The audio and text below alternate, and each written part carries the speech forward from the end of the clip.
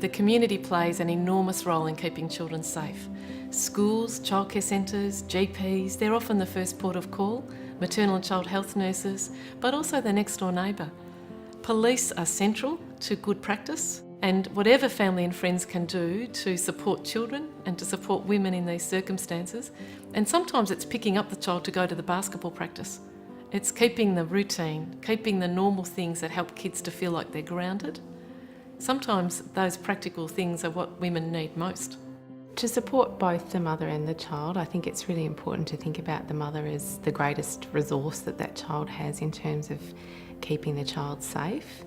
And to be able to do that, we need mum and child to be able to communicate with each other. So being able to think of ways where you might be able to have a talk to the child in the company of the mum, but also providing mum opportunities where she can say not only how it is for her, but how it is parenting and how it is for each of her children, who may all be having their own different experiences. What she needs is your validation, your affirmation that she's a good person, she is smart, she's going to get through this, there is a way out, and that she's not on her own. I think it's important to try and understand the child's situation as much as possible.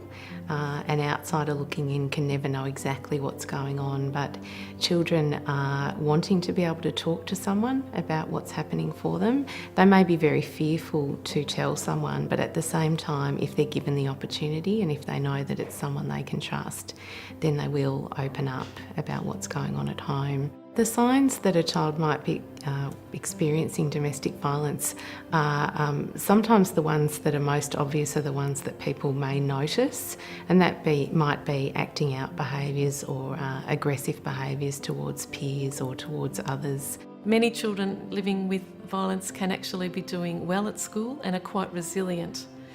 So it does depend on the quality of the relationship, their attachment, their temperament, a whole lot of other protective factors. But on balance, we know that children are impacted negatively. Sometimes children are very angry towards their mother, even though their mother isn't the cause of the violence, but they react to her because she's not behaving in a way that her partner wants her to behave, and the children will feel, particularly if he's saying to the children that she's not doing her job or not doing things the way he wants them to, the children feel that resentful that she should just fall into line and then their lives would be easier.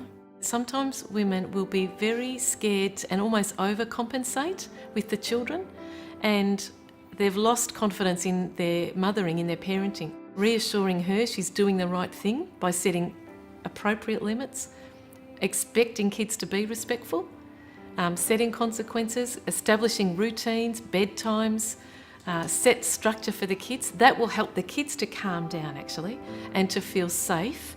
And they won't feel safe unless they sense that actually now mum's in charge. Conversations that families and friends can have with women who are mothering children and trying to sort out, how do I